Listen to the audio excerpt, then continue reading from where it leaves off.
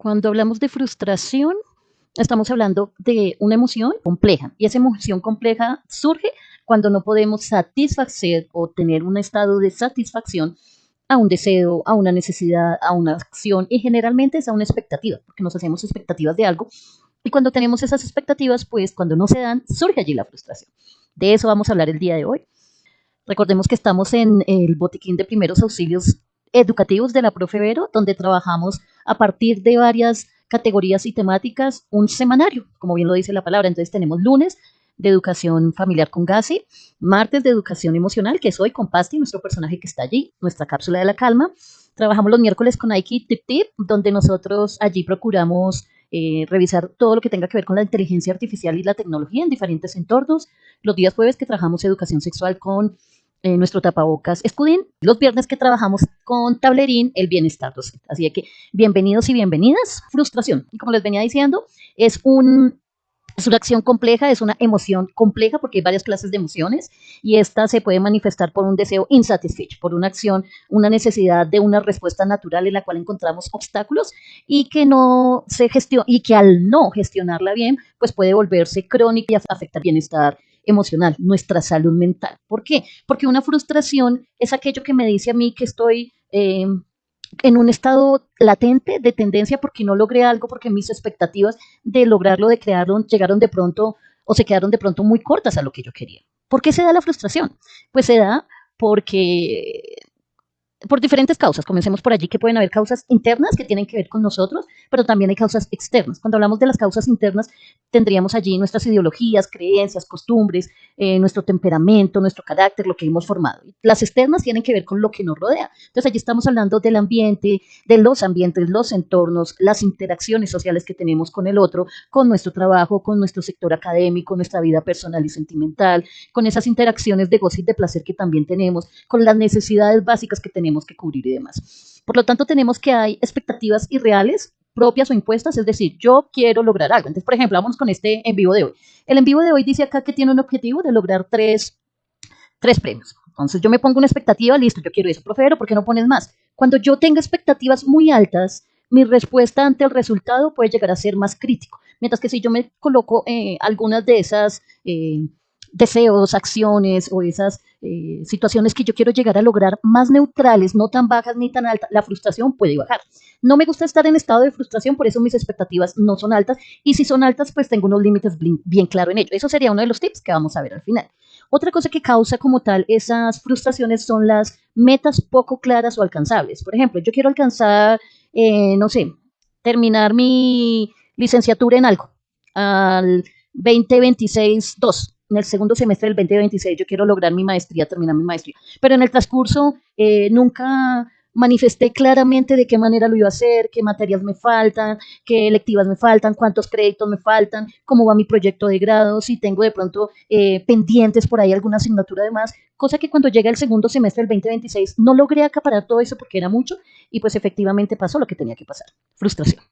Cambios inesperados o falta de control. En ocasiones las cosas se salen de control porque suceden así, porque así es la vida y porque cuando estamos haciendo algo hay momentos en que pasan cosas, hay cambios, hay situaciones que no tenemos en nuestro control. Por ejemplo, cuando queremos llegar a algún lado, salimos temprano, si eres de esas personas como la profe Vero que le gusta llegar temprano a todo lado y que se va por la vida de que si llegas 10 minutos antes estás temprano, pero entonces hay un trancón, hay un accidente, o sorpresa, es algo inesperado, tú no lo tenías planeado y pues te cambia totalmente aquello que tú querías lograr. Eso es un cambio inesperado, algo que está fuera de tu control y pues tú no puedes manejar. Tenemos también los entornos tóxicos, que es ese externo, y tenemos también las sobrecargas emocionales. Cuando yo estoy en esos entornos, llámese trabajo, llámese familia, llámese escuela, esas situaciones que no me dejan a mí estar tranquila o en calma, porque siempre tengo alrededor personas que me hacen sentir así. Y realmente el poder de salir de ello, porque no dices que esa persona me hace sentir así, pues realmente nosotros somos los que le estamos dando el permiso a esa persona para que nos hagan sentir así. Entonces realmente la pregunta es, ¿nos están haciendo sentir así o le estamos dando el permiso a esas personas de que nos hagan sentir así? Allí tendríamos que mirar cuáles son esos entornos en los que nosotros compartimos y qué tanto de eso que yo estoy permitiendo al otro no lo necesito en mi vida, pero tampoco hago nada para cambiarlo. ¿Y por qué no hago nada? Porque no estoy poniendo los límites adecuados. Entonces allí llegan a convivir uno en esos entornos que llama tóxicos, que si bien pueden ser tóxicos, también tiene que ver con que nosotros no hemos colocado los límites que deberíamos colocar.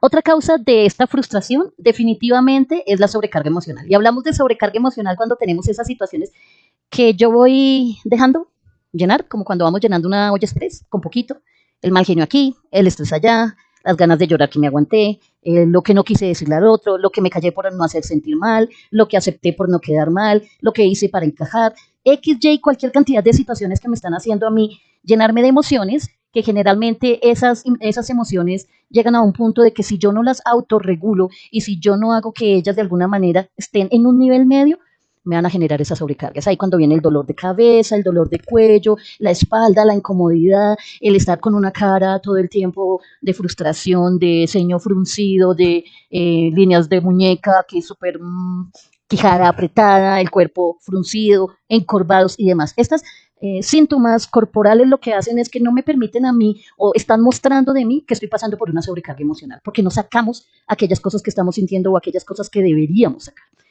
Otro síntoma, otra causa como tal de lo que es la frustración, tiene que ver con la falta de habilidades para resolver conflictos. Uy, profe Vero, pero es que es muy difícil. Y cuando nosotros queremos aprender a llevar la frustración, tendríamos que aprender a resolver conflictos. Es algo que no se nos enseña en la escuela, es algo que todos nos dicen que tenemos que hacer, los padres de familia nos dicen, pero es que esa no es la manera de hablarle a su hermano, esa no es la manera de contestarme a mí, pero es que usted ya quién se ha creído, todo el mundo nos dice, entre parejas nos decimos que tenemos que solucionar, pero ¿quién te enseña o quién nos enseña a solucionar conflictos? Realmente es algo que no hacemos. Y esas habilidades se desarrollan solamente en la convivencia y con la necesidad de resolver esos conflictos. Entonces, ¿cómo sé yo que debo responder o resolver un conflicto?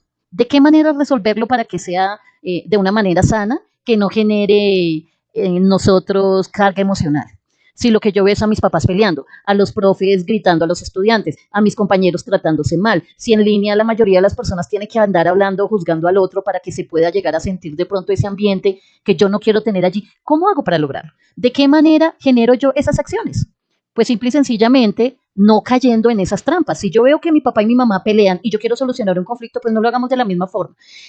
Información tenemos por todos lados, talleres como lo que da la profe Vero, conferencias por diferentes medios de comunicación que nos dan herramientas para que aprendamos a solucionar conflictos. Yo pienso que si nosotros no queremos aprender a solucionar conflictos es porque no queremos. Porque yo sí me pongo a investigar y a utilizar diferentes inteligencias artificiales, tecnología, videos de YouTube y demás para saber cómo le hago una casa de cartón a mi gato, para saber cómo hago el pollo al curry, para saber cómo X, Y, Z, pero cómo resolver conflictos es algo que no queremos aprender y como no lo queremos aprender, pues no lo tenemos allí presente y es un gran detonante de la frustración. Otro causante de la frustración es la carga que tiene un niño, una niña, un joven que ha sido criado o con sobreprotección, es decir, mamá gallina, que estamos hablando de sus papás y mamás que mantienen siempre a sus hijos allí bajo sus alitas y no lo suelta o no la suelta para nada, o aquel padre o madre que por el contrario fue muy autoritario. Cualquiera de los dos extremos en la crianza genera niveles grandes de frustración en el sujeto o en la persona porque no aprendió a normalizar las situaciones, sino que si era muy grave una situación que tenía de conflicto, entonces o era protegido por suyos o simple y sencillamente era ignorado y tratado con autoritarismo. Esas dos fases son bien importantes de tenerlas en cuenta. ¿Qué pasa? Ya vimos qué causa esa frustración, pero ahora vamos a ver qué consecuencias trae esa frustración. ¿Qué pasa después de que yo ya me he sentido frustrado, ya pasó la situación y estoy con ese sentimiento, con esa emoción tan compleja que es la frustración? Les agradezco a todos los que están y están viendo y los invito a que compartan el live con sus familiares, colegas y demás para que podamos vernos y podamos encontrarnos entre todos. Consecuencias de tener frustración o de vivir momentos de frustración. Hay consecuencias, sí, y hay varias. Una de ellas tiene que ser la manera como yo me comunico con el otro. Cuando yo me comunico con el otro de una manera inadecuada es consecuencia de alguna emoción o algún sentimiento complejo que a mí no me ha permitido encajar en algo y lo que hago es que trato de llamar la atención. ¿Por qué pasa eso? Porque no estoy reconociendo lo que estoy sintiendo, pero sí necesito llamar la atención de alguna manera. Cuando yo hago eso, lo que puedo llegar a crear son lazos inadecuados e interacciones inadecuadas con los demás. ¿Por qué? Porque si yo me permito el generar o el tener siempre esos lazos como tal de frustración, pues no voy a poder tener claro que mis interacciones con los demás sean asertivas. Voy a estar entrando siempre en debates, en estados negativos, en situaciones donde no me va a ser fácil relacionarme con los demás. Esa sería una de las primeras consecuencias, como tal, las interacciones negativas. O que yo comience a aislarme porque las personas por esas interacciones negativas no quieran compartir conmigo, comienzo a aislarme y una vez que yo me aíslo, pues comienza a desmitificarse mi valía como persona y comienzo a tener allí cierta cantidad de Porque si yo estoy denigrando o mis interacciones sociales con los demás se están deteriorando, pues lo más seguro es que el proceso de aislamiento aumente y al no tener esas interacciones sociales, pues muy seguramente me voy a comenzar a sentir mal en mi ser. Recordemos que somos seres individuales en comunidad que vivimos en colectivo, por ello debemos tener interacciones sociales. Otra de las consecuencias que puede llegar a tener la frustración es la pérdida de la valía. Cuando yo no tengo valía o comienzo a perder la valía, recordemos que la valía es la capacidad que tengo de creer en mí, de aquello que yo soy capaz, de lo que valgo como persona. Y no hablamos de valor monetario, sino de valía de valor, de lo que yo soy capaz de reconocer en mí como persona. Eso tiene que ver con aquello que nosotros decimos en cuanto a todas las maneras de comunicarnos con el otro. Yo valgo en la medida que el otro me permite generar creencias en mí. Por eso para los adolescentes es tan importante, y lo veíamos el jueves pasado en creación de la identidad de jóvenes y adolescentes, forjarse una identidad, pertenecer a un grupo, que le crean algo de aquello que está diciendo, que sea parte de algo. Y cuando yo soy parte de algo, ese algo me va a permitir a mí aumentar mi valía. Cuando yo logro algo, aumento mi valía. Cuando yo me propuse llegar a fin de año con estas notas, a fin del semestre con estas notas, o realizar este caso, por ejemplo, tengo una situación y me propuse hacerlo de esta manera, con estas metas, invertí mi tiempo, invertí dinero, si es el caso, invertí y al finalizarlo se llevó a cabo porque lo planeé y demás, pues mis niveles de valía van a aumentar. Lo que piensa la persona de ti que está a tu lado, tu pareja, tu padre, tu madre, tus hermanos, tus amigos y demás. Si yo en esas situaciones que tengo para interactuar con otros y para hacer de mí lo que yo quiero con eso que me propongo lo logro, mi valía aumenta, pero si no, mi valía baja. Y una última consecuencia que crea como tal esa falta o de llenarnos de frustración siempre, de crear frustración, es que los objetivos que yo me proponga no los voy a terminar. Es decir, yo voy a crear metas inalcanzables con expectativas muy altas. Voy a tener las expectativas siempre más altas de lo que yo quiero porque siempre voy a estar buscando algo. Voy a estar en camino a creer que voy a lograr algo. Y si no lo logro, pues la frustración va a aumentar. Recordemos que la frustración viene de un grupo de emociones. Recuerden que yo les comenté que había una rueda que se llama la rueda de las emociones, que las podemos buscar en internet, y que están las primeras y más básicas emociones en el centro y que va aumentando en muchos niveles de círculos y nos va diciendo de dónde se genera cada una de las emociones hasta llegar a las centrales. En el caso de la frustración, estaríamos hablando que antes de llegar a ese nivel tan alto de frustración, tendría que haber en los primeros niveles una molestia, un desagrado, una complicación, una situación errónea o equivocada, hasta que ya llegamos al momento de la frustración como tal, ¿vale? Ok. ¿Por qué se dan? Muy seguramente porque en la infancia tuvimos alguno de los siguientes comportamientos que pueden ser una luz ahí para que padres y madres jóvenes que puedan estar escuchando, miremos si realmente tenemos esta clase de comportamientos y cómo esos comportamientos pueden llegar a aumentar el nivel de frustración de una persona en su niñez, porque la frustración no se da solamente en adultos. Hay niños frustrados, muy frustrados, porque la exigencia de sus padres en cuanto a sus notas es muy alta. Entonces, estamos hablando de esos padres de familia que no se contentan con el 4.7, sino que tiene que ser el 5, que no se contentan con que su hijo haya ganado el segundo puesto en los deportes, sino que tiene que ser el número 1. Esa presión, recuerden que al comienzo decíamos que una de las causas también es la exigencia excesiva. Entonces, cuando yo no logro generar un empalme adecuado, equilibrado entre lo que yo le exijo a mi hijo y lo que le doy a mi hijo, o a mi hija, o a mi pareja, o al otro, pues ahí estoy generando esas situaciones.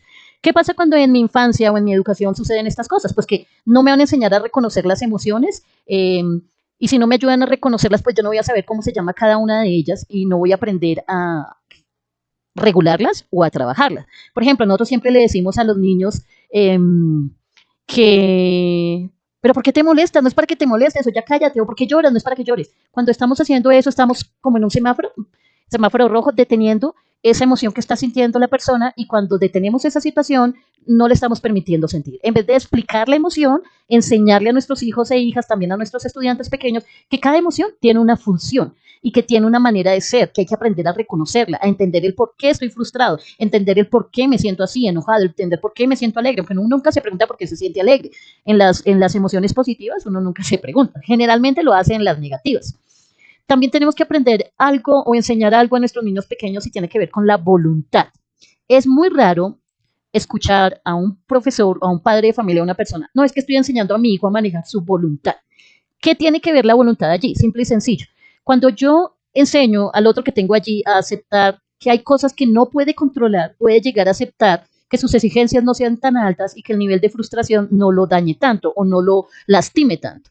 Allí lo que hace es que aprende a evitar luchar con lo que es inevitable. Hay cosas que no podemos modificar, que van a ser así y que tendremos que entender que independiente de cómo salgan las cosas, van a estar bien. Porque todo pasa. Y si no estoy de acuerdo con ello o no va a estar bien porque no era lo que quería, pues por algo está pasando y tendríamos más bien que mirar qué aprendo de allí. Otra situación que podríamos trabajar allí desde la infancia para evitar la frustración es el reformular las metas, el hacerlas más realistas, más alcanzables. Siempre poner una meta, por ejemplo, yo quiero ganarme la Olimpiada, digamos un jugador olímpico. Él quiere ganarse las Olimpiadas y su meta es esa y trabaja duro y arduo por ella, pero en algún momento en su mente, en su psiquis, tiene que tener la claridad que puede haber la probabilidad de que no gane y que también tiene que poder estar bien con ello. Porque si no, la destrucción es fatal y de por sí para un deportista de alto nivel que tiene ese desgaste y esa responsabilidad y ese compromiso tan grande con su deporte o con aquello que está haciendo, el no lograrlo es muy frustrante. Por ello, en algún lado de su psiquis tiene que haber esa otra función de entender que puede haber la posibilidad de que quede en segundo lugar, en tercer lugar, que no llegue a los 5 primeros, etc.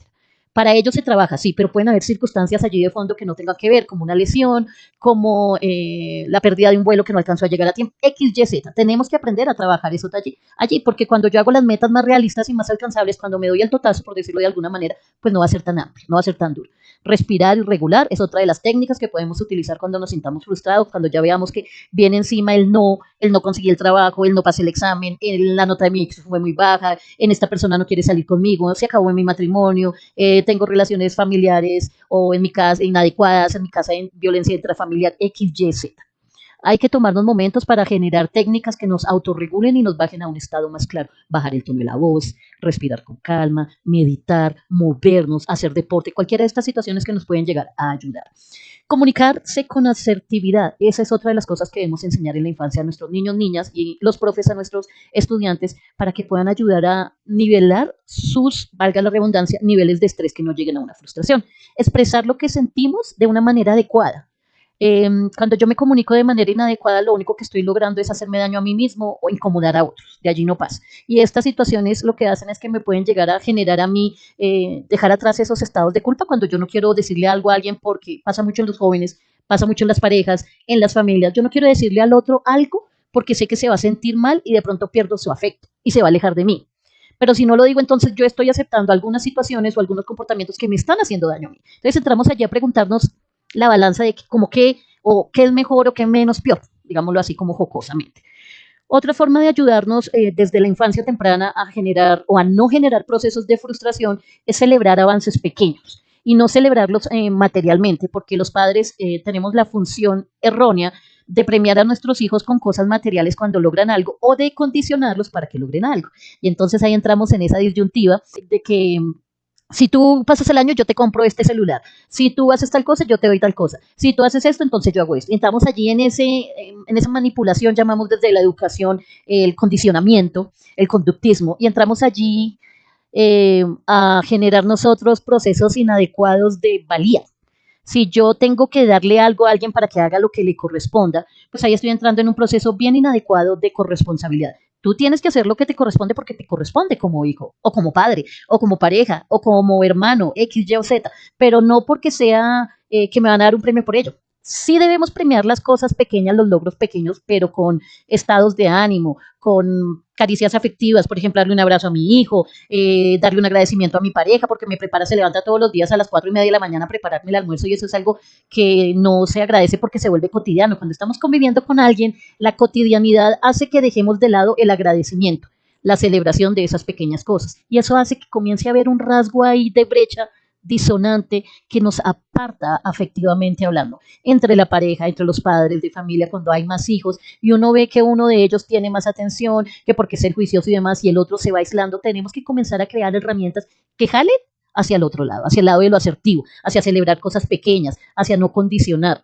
Muchas veces tenemos que condicionar como padres de familia, como docentes, como personas que se relacionan con otras, válido, pero no necesariamente tendría que ser así. Y por último, para darles la palabra y dejarles una pregunta que me respondan muy amablemente en el chat, quienes quieran, buscar apoyo emocional. Si yo veo que yo como persona estoy teniendo problemas para manejar mis emociones y la manera como respondo a mis expectativas es muy fuerte y muy alta, tanto así que la frustración me está ganando, busca ayuda profesional. Llámese adulto, mujer, hombre, niño, joven, abuelo, etc. La ayuda profesional siempre es viable para todas las personas. sin que caigamos en esos clichés, entre comillas, ay, es que está loco porque va al psicólogo. Pues rico que usted puede ir al psicólogo, porque es que, primero, costearse un psicólogo aquí es gallo. Segundo, pedir una cita en una EPS con un psicólogo, si te la dan, pues te la dan, pero entonces tienes que esperar, o no hay tiempo, o se dan en espacios muy abiertos, o terminan, ojo por ahí con esa costumbre que tenemos a veces de preguntarle a las inteligencias artificiales cosas que tengan que ver con nuestra emocionalidad.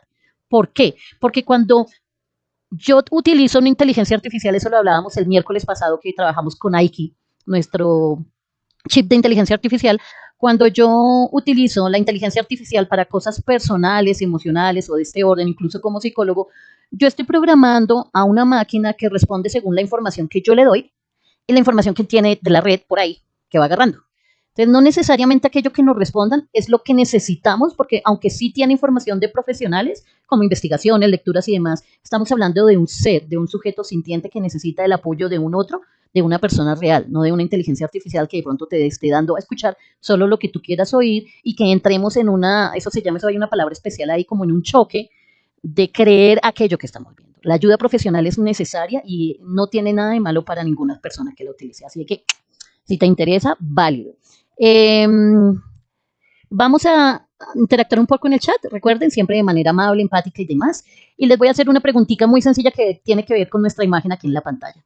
A ti, que me estás escuchando, como hijo, como hermano, como primo, familiar, como estudiante, como profe, como padre de familia, como pareja, como hermana, como X, Y, Z, con el rol que tú tengas, ¿a ti qué te frustra?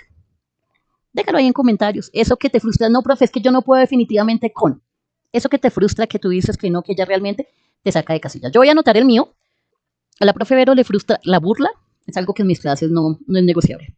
Ni en los entornos que comparto, porque respeto mucho y me gusta que me respeten también.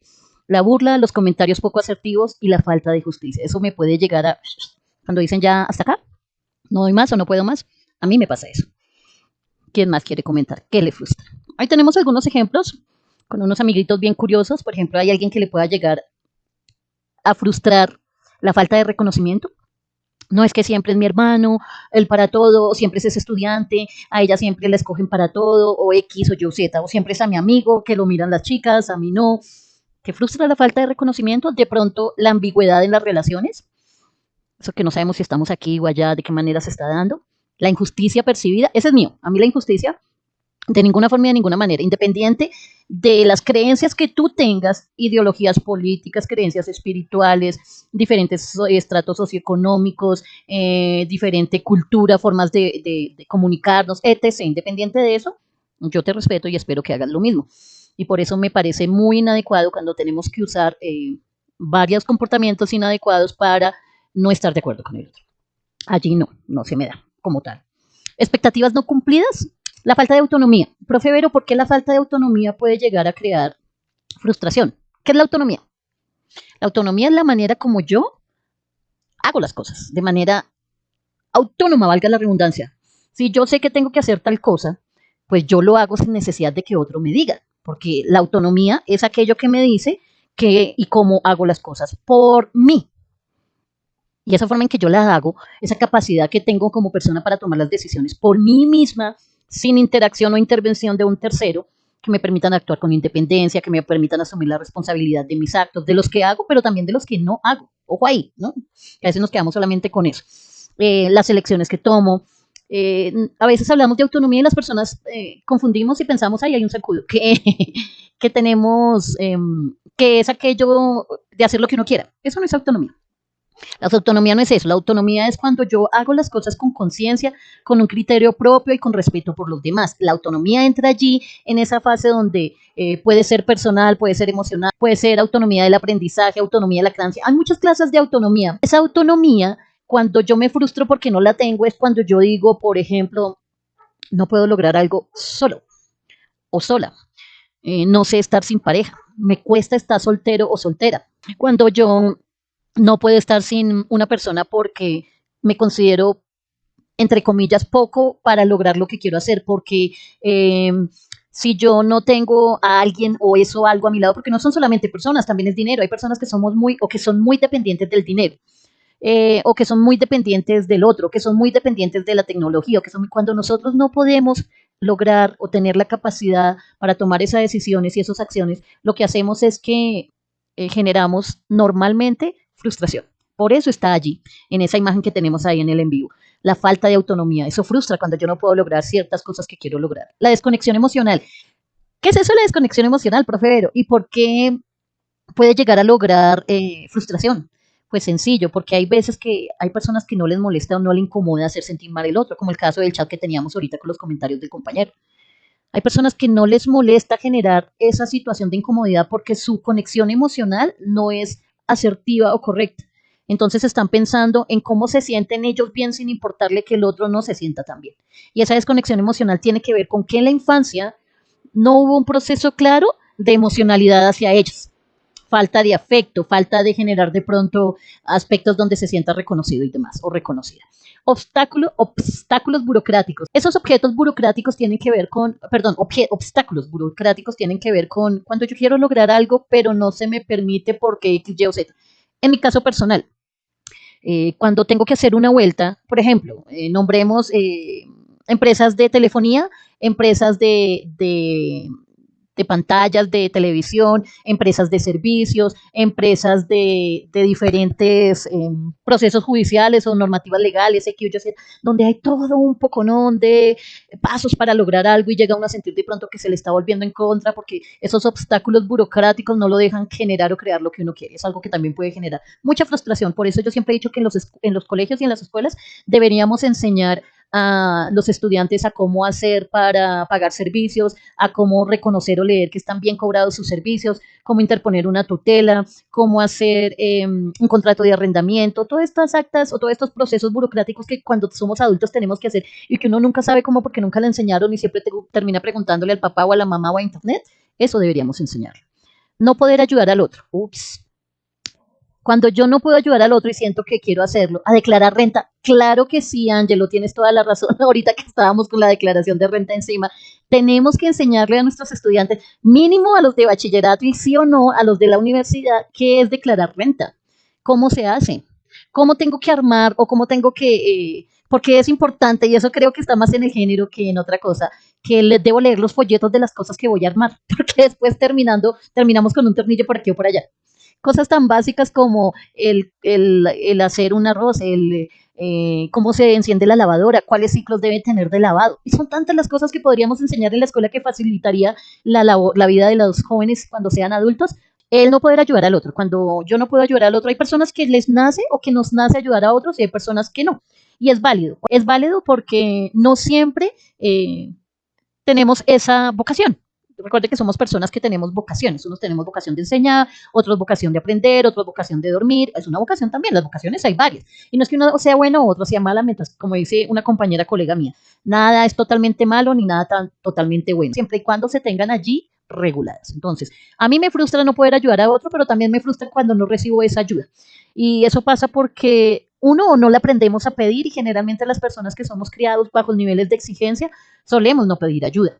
Pero también pasa porque a veces creemos que tenemos que ayudar y con aquello de los lenguajes del amor, que muchas veces se habla por ahí, hay personas que en su lenguaje del amor está ayudar al otro, en su lenguaje no del amor necesariamente, sino de la cotidianidad. Pero entonces a veces dejamos de pensar en nosotros. Es algo que debemos tener en cuenta allí. Frustración por errores repetidos sin aprendizaje. Yo siento que todos hemos cometido errores y yo siento que hemos repetido errores. Yo soy una de ellas. Yo he repetido errores que he cometido. Obvio no todos y uno aprende de ellos y demás, pero sí hay cosas que podemos llegar a mejorar en cuanto a esos aprendizajes que tenemos allí, ¿vale? Entonces, los errores repetidos sin aprendizaje son esas situaciones cuando yo, por ejemplo, me relaciono con una clase de personas y me doy cuenta que en esa relación con esas personas, por ejemplo, estudiantes, me junto con un grupo, profes, me junto con un grupo, empleados, me junto con un grupo de mi oficina, familias, me junto con un grupo. Cuando yo me junto con uno de los grupos, yo lo hago primero porque me siento que pertenezco a. Y cuando yo me siento que pertenezco a, lo hago por dos situaciones. O porque me hacen sentir muy cómodo, o porque estoy aceptando el estar allí independiente que yo me sienta mal, porque no tengo en dónde encajar. Y cuando pasa eso, yo estoy dispuesto o dispuesta a entrar en una situación que va a ser para mí problemática, seguramente. Cuando eso pasa, y yo comienzo a pensar el por qué pasó esa situación y no me doy cuenta que es que estoy eligiendo el grupo inadecuado porque no está correlacionado con cómo yo soy, con cómo yo pienso y siempre tengo que ceder de mi parte porque sí está bueno ceder. En un grupo que quieren hacer algo, ir a un concierto, una película, más viable. Para ponernos de acuerdo a qué película ir, todos deben opinar. Pero cuando yo no tengo opinión en una familia, en un grupo escolar, en un grupo laboral, en un grupo social X, Y, Z, en un grupo virtual, y simple y sencillamente me están de alguna forma ignorando, pues están vulnerando lo que yo soy como persona. Pero si yo vuelvo y me pasa eso y decido al fin retirarme porque no me tuvieron en cuenta, terminé saliéndome de ese grupo por alguna situación, y si no veo eso, estoy muy dispuesto o dispuesta a volver a repetir la situación. Pasa con las parejas, pasa en familia, pasa en relaciones interpersonales, laborales y demás. Tendemos a repetir errores porque no estamos pendientes de observar cuál fue la causa de ese error. Y eso genera frustración, porque entonces vamos de pareja en pareja o de grupo social en grupo social repitiendo los mismos errores. Así que otra cosa que puede ocasionarnos como tal frustración es la falta de tiempo para los significativos. Que yo, por ejemplo, en una familia tengo tiempo para trabajar, para hacer las tareas, para esto, para lo otro, para lo demás, pero en ocasiones como padres no tenemos tiempo para compartir con nuestros hijos e hijas como debería ser, porque vivimos en una sociedad que está muy acostumbrada o cerrada a la productividad. Hay un autor que a mí me gusta mucho que se llama Byung-Chul Han. Él es un coreano nacionalizado alemán, filósofo, y él habla de algo, habla mucho de tecnologías, pero sobre todo habla de cuáles son esos procesos que se están dando hoy en día debido a la composición social en la cual nos movemos, incluidos las tecnologías y las IAs. Y dice que vivimos en un mundo de la inmediatez y nos relaciona mucho con un panal de abejas. Y dice que nosotros somos seres en paneles de abejas individualizados donde queremos crear colectividad y que la abeja reina de ese panal vendría siendo el dinero, el poder y la tecnología y que nos movemos a través de ella. Por lo tanto, este autor dice que vivimos en un mundo del corre-corre donde no tenemos tiempo para ninguna otra cosa, sino para producir y que dejamos de lado las cosas importantes. Por eso dice hay falta de tiempo para lo significativo. ¿Qué significativo fuera que nosotros trabajáramos solamente JB, que nosotros trabajáramos solamente 4 días a la semana? ¡Wow! Eso sería espectacular. Tendríamos 3 días libres para compartir con nuestras personas. Pero también pasa allí algo y es que muchas veces tenemos el tiempo libre, pero el tiempo libre que tenemos no lo estamos utilizando para eso que es significativo. Y luego cuando nos damos cuenta que eso es significativo, que es mi pareja, que es de pronto mis hijos, que es de pronto las personas, lo estamos dejando de lado. Mi Yuri Bella, gracias hermosa. Lo estamos dejando de lado por situaciones que nosotros creemos más importante, pero que el tiempo y la salud nos van a demostrar que no es así. El trabajo, el movernos de un lado a otro por el trabajo. Hay personas que gastan 1 hora y media, 2 horas, ida, y al mismo tiempo vuelta para movilizarse para llegar a su trabajo. Ese tiempo que se moviliza son 3 horas de su vida, 3 horas al día, durante cuántas semanas, durante cuántos meses y cuánto tiempo al año que podía estar disfrutando en situaciones con sus seres queridos. Pero entonces entramos allí a preguntarnos y a debatir qué es prioridad o qué es significativo para nosotros, porque si lo prioritario y lo significativo es tener tiempo libre para hacer lo que a mí me haga sentir bien pasando por encima de los demás, yo me cuestionaría eso. No sé tú. Lamentablemente eso se aprende con la edad y va a sonar de pronto discriminativo. Podríamos llegar a pensar que eso se da solamente en los adultos y yo diría que sí. Yo diría que sí porque como con el tiempo uno va aprendiendo, por ejemplo, en la niñez. Los niños tienen como superhéroe a sus padres, los niños pequeños, de infancia temprana, 8, 9, 10 años. Cuando entran a la preadolescencia y a la adolescencia estamos hablando de que estos jóvenes modifican ese superhéroe que tenían como sus padres por pares, que son sus amigos, o por famosos deportistas, cantantes, modelos, actores, X, Y, Z. Se cambian allí. Y es válido porque están creando su identidad, pero no se debe perder de vista que tenemos personas a nuestro lado que están allí para que nosotros podamos darle significado a aquello que tenemos. ¿Qué pasa cuando ese adolescente que en sus momentos de necesidad busca a sus padres, pero sorpresa, sus padres no están allí porque tienen que trabajar y tienen que trabajar los dos, si es que conviven con los dos?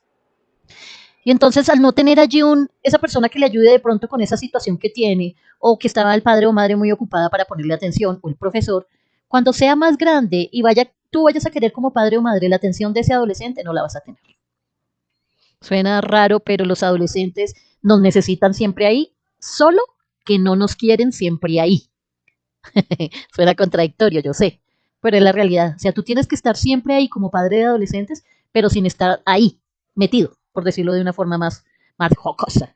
Porque ellos no quieren estar siempre abrazados, ellos no quieren que tú los lleves siempre a la escuela, ellos no quieren esto, no quieren lo otro. Pero cuando te van a necesitar, tú sí tienes que estar ahí. Y nosotros tenemos que aprender como adultos que somos, que sin importar que ellos no te quieran dar en un momento un abrazo, que no quieran ir contigo donde la familia y demás, cuando te necesiten, debes estar ahí. Porque es que el adulto eres tú, nosotros ya pasamos por ese proceso de adolescente. Pero entonces también los adolescentes tienen que saber que va a llegar un día en que ustedes van a pasar de ser adolescentes a ser adultos y que en ese proceso sus superhéroes ya no van a ser los famosos y demás. Van a ser las personas con quien se rodea y con quienes deciden hacer una vida. Llámese trabajo, llámese pareja, llámese grupo social, X, Y o Z. Y vamos a dejar cada vez más alejado a los padres y es normal. ¿Por qué? Porque queremos hacer nuestra vida. En países latinoamericanos, sudamericanos, en países que llaman entre comillas tercermundistas, nosotros no, los jóvenes se van cada vez más tarde de la casa porque conviven con sus padres hasta altas edades. En países primermundistas, Norteamérica, Europa y demás, los jóvenes se les enseñan que deben migrar de casa muy temprano, y estamos hablando de tan pronto terminan lo que ellos llaman se me va el nombre, cuando van a terminar el bachillerato y pasan al preuniversitario, que inclusive ya hay sitios donde ellos se van a vivir para estudiar allá y conviven con jóvenes, y cuando salen de allá, la mayoría no regresa a convivir con sus padres, sino que se van a vivir solos. Y en esa parte donde comienzan a vivir solos y dejamos de lado a los padres, llega un momento en que esos adultos se van a convertir en más adultos y llega un día en que esos padres no están. O Dios no lo quiera, llega el día que esos hijos no están. O que esa forma de hacer tu labor ya no está, de ser profe ya no está, o de trabajar en lo que haces ya no está. Cuando esas cosas que para nosotras son, o nosotros son significativas, ya no están, ahí es cuando les damos valor. Y es lamentable que el ser humano sea así, pero así es. Por eso esa parte que dice que me genera frustración, la tener falta de tiempo para lo significativo, tiene que ver cuando yo quiero compartir con alguien que ya no está. Por X o por Y motivo, ya no está. Así que sí tendríamos que comenzar a replantearnos, eso que me frustra, me está frustrando porque yo lo quiero así o porque no hice una buena siembra, por llamarlo como una acción. ¿Qué estoy sembrando yo en mis padres? ¿Qué estoy sembrando yo en mis hijos? ¿Qué estoy sembrando yo en mis amigos? ¿Qué estoy recogiendo de allí? Hay veces que nos sentimos que estamos dando y no recibimos. Pero hay veces que estamos recibiendo, estamos diciendo que estamos dando, pero realmente no estamos dando, realmente estamos pensando es en nosotros. Ahí tendríamos que mirarnos y mirarnos porque nos frustramos por ello. Dice ahí también que la forma de frustración tiene que ver con cómo nosotros nivelamos esas situaciones que nos pasan. Y para eso les tengo aquí unos tips. Tips o qué hago yo cuando quiero fomentar la manera de evitar la frustración. ¿Cómo puedo llegar a evitar que esos procesos de frustración lleguen a mí? No, a mí me frustra estar sin dinero, profe Bebero. No, a mí me frustra tener que hacer el trabajo de mis compañeros porque nos pusieron un trabajo en clase, que pasa mucho. Y siempre hay los que van en carro, que llamamos, y que no hacen nada. Pero es que les tengo una noticia, si algún joven me está escuchando con esa situación. Eso no pasa solamente en el colegio. Eso pasa en el bachillerato, en la primaria, en el bachillerato, en la universidad y en la vida. Hay personas en los trabajos que van en coche, que están acostumbrados a que les hagan las cosas. Entonces la pregunta es allí es por qué tú le estás haciendo las cosas a otra persona. No, es que yo quiero que las cosas salgan bien y si no salgan bien las tengo que hacer yo, pero es que eso me te está cargando. Ay, pero es que si yo no respondo bien al jefe no le importa o al profesor no le importa que las cosas, quién las hizo, quién no las hizo y demás. Hay veces que pasa eso, pero la pregunta allí es, ¿estamos comunicando eso? Uno de los mayores tips y más fáciles tips para evitar la frustración es hablar de lo que nos frustra. ¿Con quién? Profe Vero, con quien puedas. Profe Vero, no tengo con quién hablar. Hay líneas de ayuda. Hay líneas de ayuda que nos pueden escuchar en esas situaciones que tenemos. Son gratuitas y están en Bogotá. Para cada ciudad hay. Pero nosotros no entramos a pensar en ellas hasta que no tenemos una situación grave. La frustración puede acarrear estrés crónico y el estrés crónico puede somatizar en el cuerpo y crear enfermedades graves. Así de que sí, tenemos que comenzar a revisar eso. Esa sería la primera. Hablar de aquello que nos frustra. Pienso que este para mí va a ser un en vivo de desahogo. A mí me frustra la burla, me frustra la grosería. No tenemos por qué permitir, así no sea con palabras soez, es porque a veces no es necesario la palabra soez para que te tomen a ti del pelo en una clase, en la casa o en un en vivo. El hecho de que estén, entre comillas, tomándote del pelo, mamando gallo, como decimos por ahí, es una falta de respeto. Si yo no coloco el límite y si yo no le muestro al otro hasta dónde puede llegar, pues van a seguir haciéndolo conmigo. Pero entonces entramos ahí a decir, pero es que si no me quedo solo, pero es que si no ya no comparten conmigo, pero es que si no ya no van conmigo, ya no voy con ellos, es que si no, es que si no, es que si no, es que no. Y entonces nos aguantamos. ¿Por qué sí? Habla de lo que te frustra. Si no puedes hacerlo con la persona, el otro día, si no estoy mal, el día de la semana pasada en uno de los en vivos, les voy a dejar Ángelo, Ángelo o Ángelo, permíteme ya te leo. Dice, a mí me frustra no entender los temas de la universidad. Uy, total. Ay, ¿qué carrera estás estudiando? A ver si de pronto me oriento un poquito. Los temas de la universidad y más cuando uno, hay veces, es algo que tampoco se nos enseña, comercio exterior. Interesante. Hay algo que no se nos enseña a los estudiantes y debería enseñarse es a revisar el pénsul de sus carreras. ¿Qué quiere estudiar? Proyecto de vida. Ay, sí, que vamos a visitar universidades. Ay, sí, que puedes estudiar esto. Ay, que hagas esto, que nosotros tenemos esto. Revisen. Y si son padres de familia, que sus hijos revisen el pénsul de su carrera. ¿Por qué? Porque allí vas a encontrar las asignaturas que vas a ver en tu carrera y estamos hablando de mínimo 4 o 5 años que vas a estar de lleno allá. Y puede ser muy frustrante cuando en alguna de esas de pénsul yo no leí que había una asignatura con la que yo definitivamente no puedo. Por ejemplo, los números, o el inglés, o la historia, o temáticas que tengan que ver con filosofía. ¿Y qué me dices de lo de investigación? Ahí entra uno como en crisis.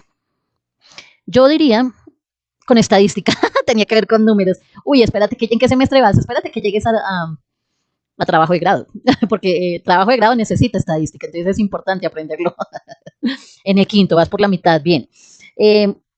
La estadística es una de esas áreas que son, ¿cómo decirlo para que no suene feo? No son innecesarias, son muy necesarias, porque si no uno dice no lo voy a utilizar nunca en la vida, por lo menos en tu proyecto de grado sí lo vas a utilizar. Y es muy necesario para tu proyecto de grado. Y la estadística tiene un componente que a mí tampoco es que me mate, pero tiene un componente es que es muy metódico. Y cuando algo es muy metódico, es muy repetitivo, y aparte de eso es complejo, entonces trae una carga que uno a veces se queda ahí que ni para adelante ni para atrás. Yo te diría, Angelo, que lo que mejor puedes hacer es formas, que es lo que hago yo con mis estudiantes, sea de primaria, bachillerato, de universidad, cuando estamos mirando proyectos de grado, lo mejor que puedes hacer es colocarlos en sitio. Coloca las situaciones en sitio. Cuando tú colocas todos los temas, por eso yo siempre he dicho que en la escuela los docentes debemos colocar todo en la realidad. Cuando tú colocas la situación en sitio, te es más fácil acceder a ella. Por ejemplo, si bien hay temáticas y hay componentes complejos hablando en lenguaje, también hay situaciones que yo podría ponerlos en una realidad. Si tengo un ejercicio de estadística, por ejemplo, de comercio exterior, no estudié comercio exterior ni nada, pero si yo, ni nada por el estilo, digámoslo así, pero si yo quiero realizar un proceso de lectura de estadística de una situación, llévala a tu realidad, no solamente la realidad que te esté dando la universidad. Entonces te ponen un ejemplo, a ver, dime un ejemplo así que te den algo fácil de lo cual te logre frustrar. Unos chiquis. Espérame, yo miro aquí también. Quiero ubicarme en el contexto para no decirte algo que no sea asertivo. Para eso están las redes. Y lo que no sabemos, lo aprendemos. A ver, un ejemplo de estadística de comercio exterior, que fue lo que me dijiste que estaba estudiando, podría ser: una universidad realiza un estudio de seguimiento a sus egresados de la carrera de comercio exterior 2 años después de graduarse. Una encuesta aplicada a egresados con preguntas de diferente contexto, con sector laboral, número de egresados y porcentajes, con un análisis estadístico, aplicación de lo emocional, y quiero revisar ese proyecto, vinculando un ejemplo con las diferentes situaciones que representa la toma de decisiones profesionales para un empleo. Ok.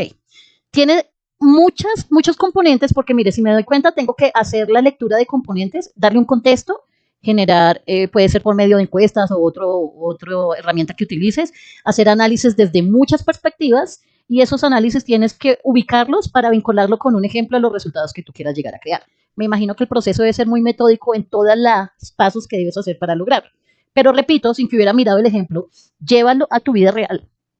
¿Cómo harías eso que te están pidiendo o eso que te está complicando o frustrando para ponerlo en tu vida real, en tu situación? Yo vivo en esta situación con estas personas y tal, y yo pondría esta situación aquí. Cuando yo lo llevo a mi realidad, pasa casi en todas las situaciones. Cuando yo llevo un problema a mi realidad, es más fácil de resolverlo. De igual forma, es una asignatura que tienes que pasar, porque tienes que pasarla para poder continuar. Entonces, engaña al cerebro, Ángelo. Cuando estés estudiando estadística, sonríe, fingido. El otro día hablaba de eso en un en vivo. El cerebro no sabe que tú te sientes mal o que tú te sientes bien, sino por aquello que tú haces en el momento que estás haciendo algo. Es una forma. Entonces, Estoy leyendo sobre estadística, tengo un trabajo sobre estadística, estoy en ese momento haciendo algo, voy a sonreír. Todo lo fingido, el cerebro va a tomar esa sonrisa fingida porque vas a estirar tus músculos maxilofaciales, creo que se llaman, y van a darle un impulso, recuerda que ese estímulo, impulso, respuesta a tu cerebro de que tú estás contento, entonces se va a alivianar. Lo que yo te aconsejaría es que hagas ejercicios que te alivianen o que te calmen o que te relajen mientras que estás estudiando estadística. Come chocolate negro con un alto porcentaje de cacao. Eso produce bienestar. Respira. Hidrátate. ¿Sabes que es buenísimo para eso? Hidratarse. Y no solo agua. Aquí tengo solamente agua, pero la mejor forma de hidratarnos son los electrolitos. Agua, limón, sal y un poquitico de azúcar. Eso te hidrata y te hace sentir mejor. Hay unos pequeños truquitos que de pronto te funcionan. A mí me funcionan. Salir a caminar, pisar el pasto. Cuando yo estoy frustrada, cuando la profe Vero está frustrada o enojada, ahorita, por ejemplo, respiré para no responder de manera inadecuada porque no me corresponde y sé que cada quien pues trabaja desde su yo y lo que tenga dentro. Pero cuando yo estoy así muy, a mí me calma eso, la música electrónica, el techno, el rave, pum, pum, pum, pum. Eso son mentiras que el que escucha esa música consume el que quiera consumir. Yo la escucho y me relaja a mí. Y creo que tiene que ver con los diferentes tiempos de sonido de la música. Como hay personas que lo relaja el metal, a mí personalmente me estresa. Pero el techno sí, el rave bien pesadito, me gusta, el hardcore. Entonces cada quien lo maneja a su manera y allí tendríamos que empezar a revisar de qué manera podríamos estar, tendríamos que entrar a mirar qué me sirve a mí, porque de pronto a mí me sirve eso, escuchar la música y concentrarme, de pronto a ti no, de pronto te sirva salir a correr, o de pronto ustedes digan, no, profero, a mí me sirve comer, a mí me sirve dormir, a mí me sirve X, Y, Z. Eso sí es muy válido, el dormir.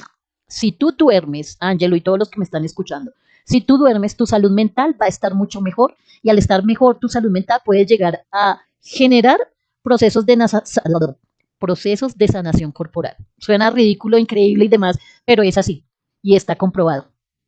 Esas situaciones donde yo genero eso, ¿qué más hago yo contra la frustración para evitarla, para mejorar, para poder llegar a hacer esos procesos de evitarla y que no me dañen tanto como tal mi vida, mi cotidianidad? Porque tú te frustras y enseguida se te daña el genio y se te daña todo lo que está allí con quien estás allí. Entonces, hablar de lo que me frustra, usar personajes emocionales, por ejemplo, todos tenemos personajes con quienes nos identificamos y esos personajes, a unos más que a otros, nos hacen sentir bien. Entonces, ¿cuáles son los personajes que a ti te hacen sentir bien? ¿Cuáles son los personajes emocionales que de pronto a ti te puedan llegar a calmar? No, profe, pero a mí me calma mi papá. No, a mí me calma mi perro, mi gato. Esas personas o esos espacios pueden llegar a, por si yo estoy frustrado, pues no me voy a ir a un sitio con una persona que me frustre más. Yo me retiro y lo que hago es que me dispongo a estar con personas o en un sitio o con objetos que me hagan sentir mejor. Otro puede ser el crear la espera. Y es algo que tampoco se nos enseña y pienso que debieran habérsenos enseñado. Tenemos que aprender a esperar, porque si bien la frustración como tal es una respuesta a exigencias muy altas, si yo aprendo a generar mayor espera, mayor tiempo de calma, la respuesta a la frustración va a ser más larga, se espera más en llegar. Pero si yo por el contrario no genero esos espacios y mi voluntad es muy chiquitica, en uno de estos en vivos hablaba del ejemplo del marshmallow con los niños, que no, les pongo el marshmallow en el platico y de una vez se lo comen y no esperan un premio. Si esperan un minuto se les da 2 marshmallows, si esperan 5 minutos más se les da 4 marshmallows y demás. Cuando yo aprendo a esperar ante la gratificación, ante el premio, ante aquello que me da placer, va a ser más fácil que el proceso de frustración llegue a mí. Otro tipcito ahí es enseñarnos a dialogar con nosotros. Decirnos cosas como, no salió como quería, pero aprendí esto. O no salió como quería y estoy muy enojada, pero puedo volverlo a intentar. Y quiero volverlo a intentar porque lo voy a lograr. No salió como quería y me cansé y no lo quiero volver a intentar. No salió como quería y estoy mal con ello. No salió como quería, pero de pronto si cambio esto puede salir. No salió como quería, etc. Cuando yo dialogo con mi cerebro, recuerden el tip que les he dado siempre, no sé si les ha olvidado, colóquenle nombre a su cerebro. Mi cerebro tiene un nombre. Muchas personas le ponen nombre a otra parte de su cuerpo, pero es que cuando yo le pongo nombre a mi cerebro y ese nombre que yo le pongo es un ente con el cual yo dialogo y le digo, venga, Pepito, estoy frustrado, me siento mal porque me pasó eso, el solo acto de yo decirlo en voz alta o de escribirlo o de pensarlo mentalmente, de hablar con mi cerebro, ya le estoy dando una función de análisis y de espera a eso que yo estoy sintiendo y la frustración demora en llegar. Dale un nombre a tu cerebro, habla con tu cerebro. Cuando lleguen esos pensamientos de que son, siempre les he hablado de la grabadora mental, de esa grabadora donde todos los niños pequeños reciben todas las palabras buenas y malas de sus padres, de sus profesores, de sus compañeros y demás, y tienen allí ese proceso de grabadora mental y entran siempre más los pensamientos intrusivos negativos, recordemos la hoja y el punto negro, cuando vemos solamente, cuando yo le doy ese nombre a mi cerebro y ese nombre que yo le doy me permito hablar con él y generar esos diálogos internos, estoy soltando y estoy dándome el momento de que en eso en que yo hablo llega a mi mente, reflexiono y lo saco, puedo encontrar otros caminos. Es súper importante.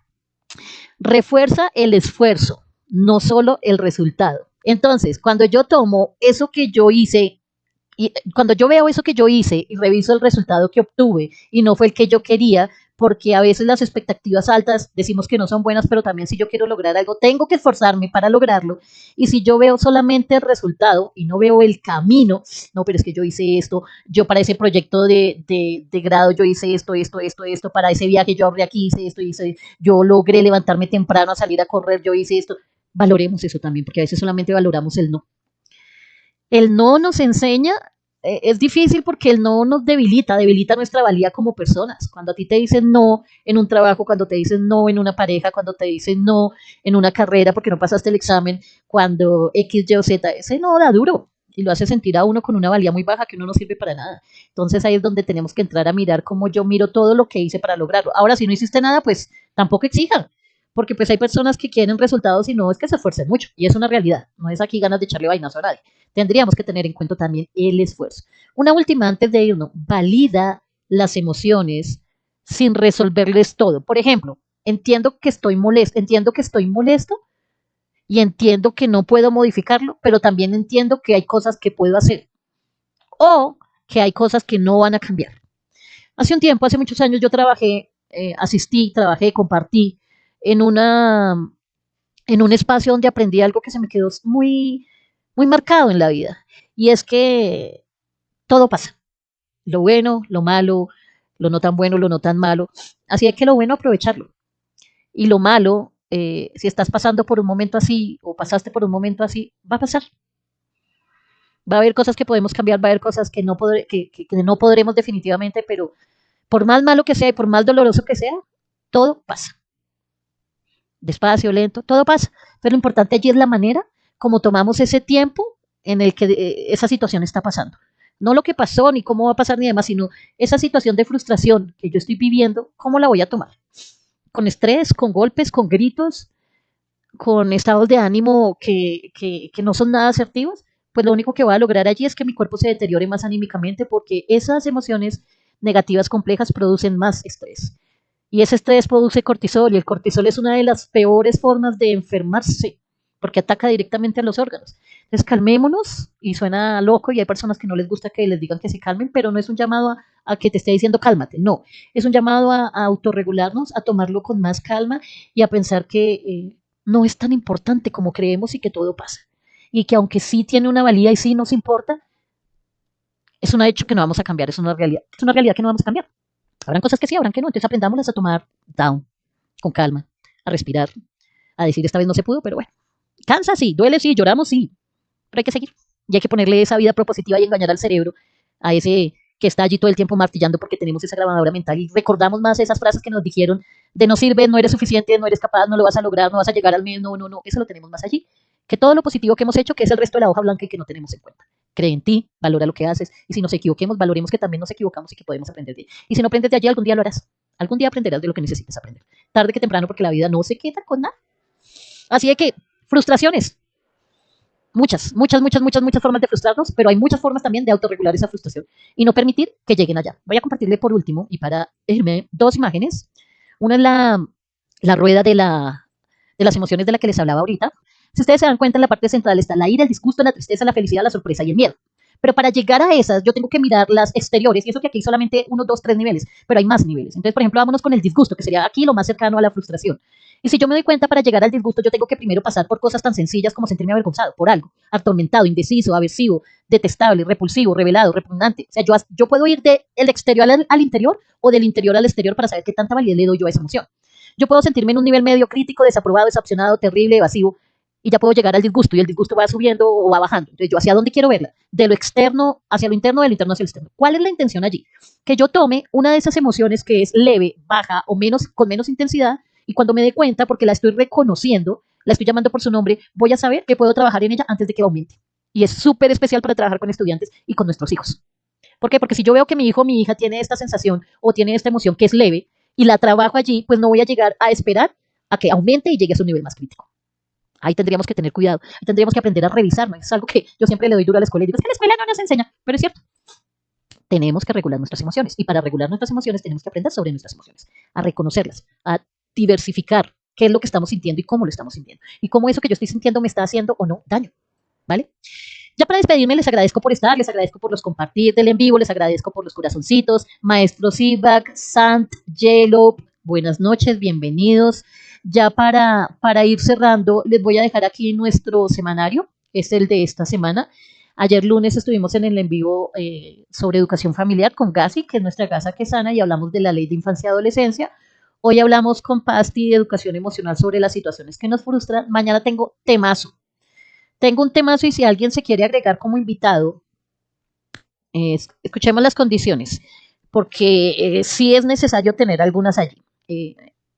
Mañana vamos a hablar de educación tecnológica con TipTip, que son los guantes digitadores, y con Aiki, que es nuestro dispositivo, nuestro microchip de inteligencia artificial. Y mañana vamos a hablar de las banderas rojas o de las alertas que encontramos en los videojuegos. Estamos hablando de videojuegos en línea. ¿Como cuáles, profe Vero? Como Roblox, como Minecraft, toda esta clase de juegos. Y si alguno de ustedes acá, adultos o jóvenes, sabe bastante del juego y conoce bastante de él, sus pros y sus contras, y quiere participar, pues me dice, me escribe en el en vivo, o me escribe en mi perfil de TikTok, me dice, profe Vero, yo quiero participar mañana contigo.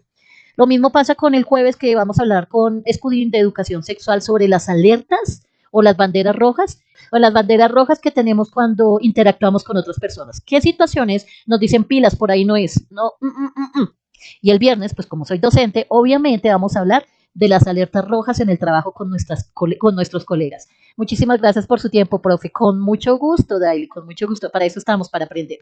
Entonces, si alguien me dice, profe, yo quiero participar en ese en vivo, como ya podemos agregar invitados, yo sé bastante sobre ese tema, me gustaría compartir con ese tema, obviamente todo dentro del respeto y demás, me dice y con gusto. Estoy necesitando algún joven o jovencita o adolescente que esté con su padre o su madre de familia y quiera ayudarme en el en vivo de tecnología de alertas en videojuegos, porque aunque sé un poco de ellos, no soy muy experta, sé mucho de las alertas rojas, pero de pronto muchas veces satanizamos un juego como este y no le estamos dando la oportunidad de, porque también sé que hay la parte muy positiva, por ejemplo, Minecraft educativo, es una excelente herramienta para que los profes trabajen, inclusive hay aulas virtuales en Minecraft, donde profesores enseñan diferentes temáticas y eso me parece fabulantástico, pero de eso no vamos a hablar mañana, vamos a hablar de los peligros de esos chats en línea que hay en estos juegos, donde no sabemos quién está del otro lado de la pantalla y qué consecuencias podía llegar a traer el utilizarlas. Así que si alguien desea, con gusto me escribe y lo revisamos. Muchísimas gracias por estar.